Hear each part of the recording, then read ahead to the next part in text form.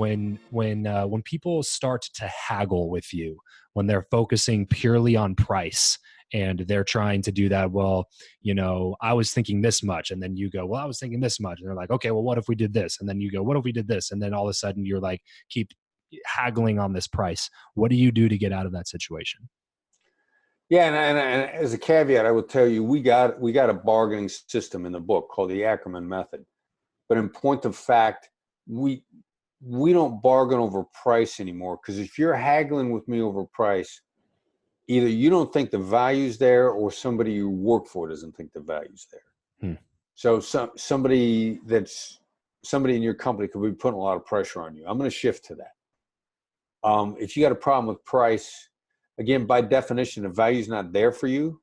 So if the value ain't there for you, me cutting a price is still not solving your problems. So I'm going to shift again to, all right, so if you say that's too expensive, I'll say, it sounds like the value's not there for you. And we'll immediately go talk about what's wrong with the product, the implementation, the deal, the terms, everything other than price. If you're haggling over price, you are talking about the wrong thing in the negotiation. Yeah. And nobody that we advise, I was on the phone with a security company the other day. It was one of his clients wanted to haggle with him over price. I said, man, do not cut your price.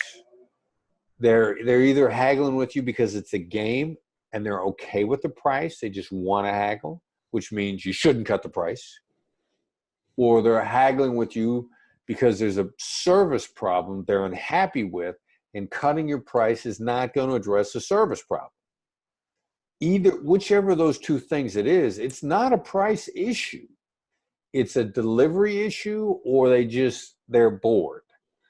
So, and you got to find out which one it is, and you got to address it, but do not cut your price. So nobody out there should haggle over their price. If there's price pressure on you, the answer is better service. The answer is better implementation.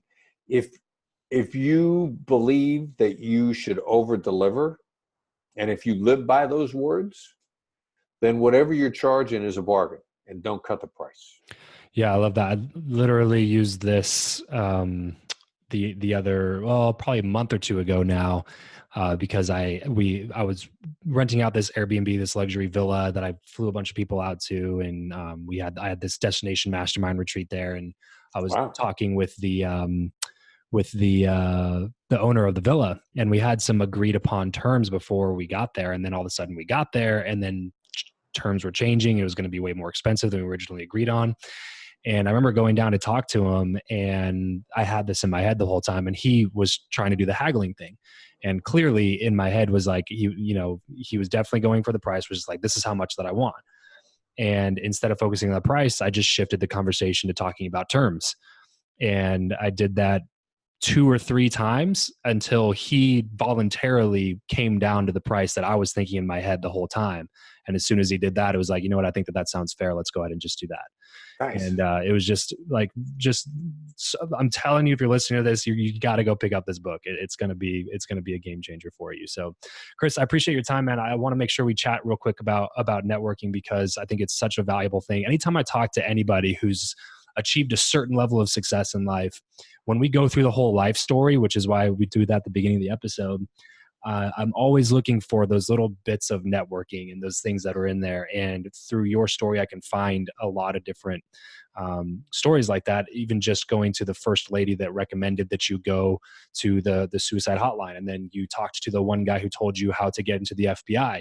And there, like, every step along the way, you were reaching out to people who had been there, done that, bought the t-shirt, and you got knowledge from them that directly benefited you and allowed you to then fulfill what your goals were.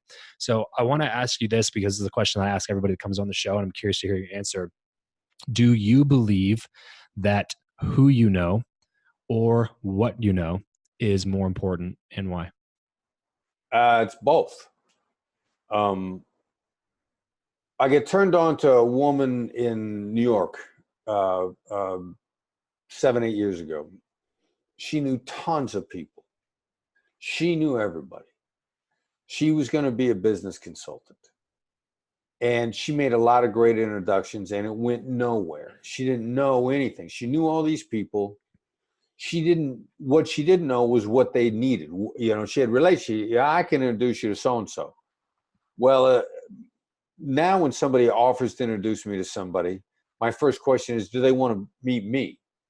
Do you know that they want what I'm bringing to the table? I don't care who you know, because that's a massive dead end.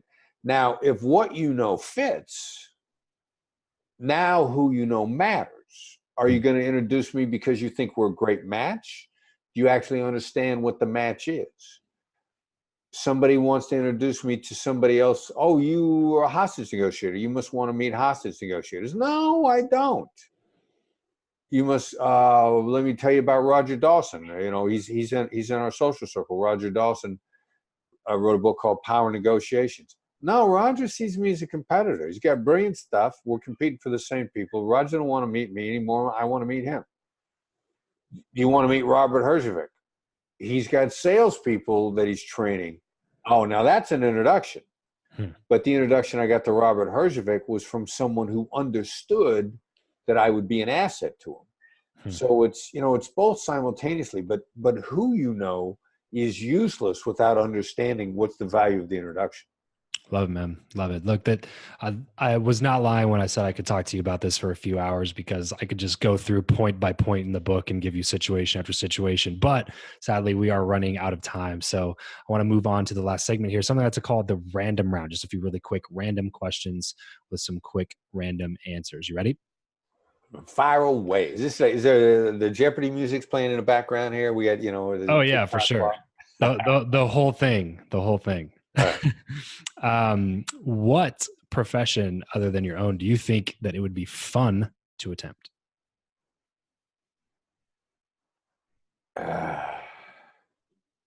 Some X Games thing. I mean, something, let me jump off mountaintops, wingsuiting, something. I would enjoy something along those lines.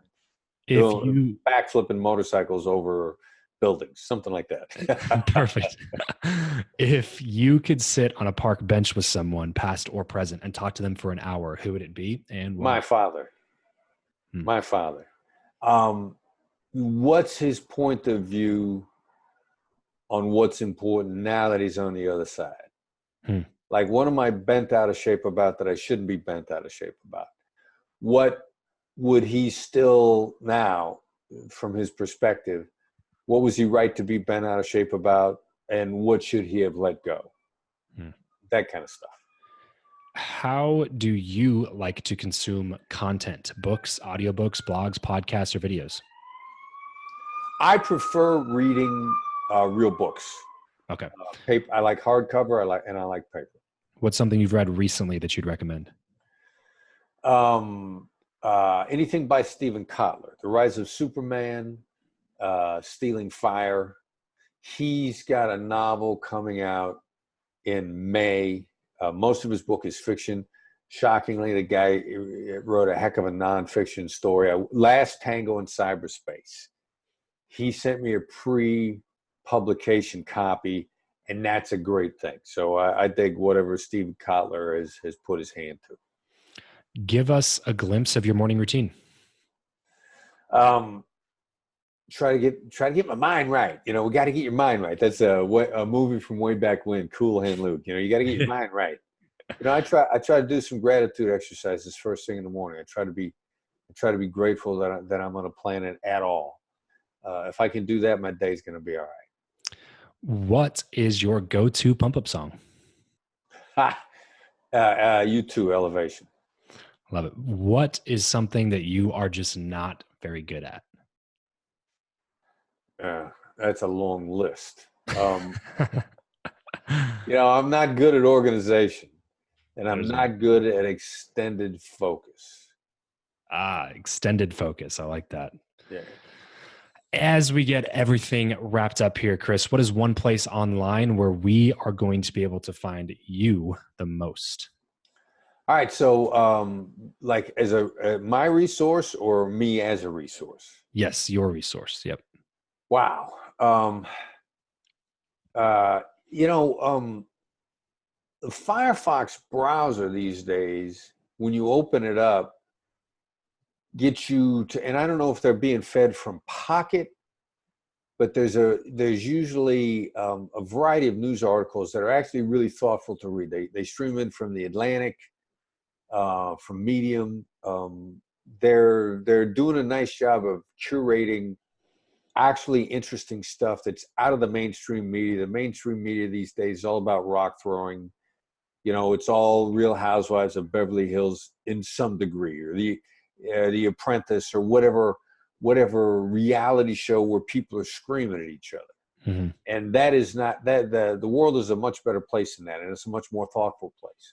And I'm not sure if this is coming up from Pocket or if it's coming up from Medium, but I do notice that if I find something actually thoughtful, it's coming up on my Firefox browser before I go someplace, as soon as I queue it up. So, nice. And I think it's coming out of Pocket.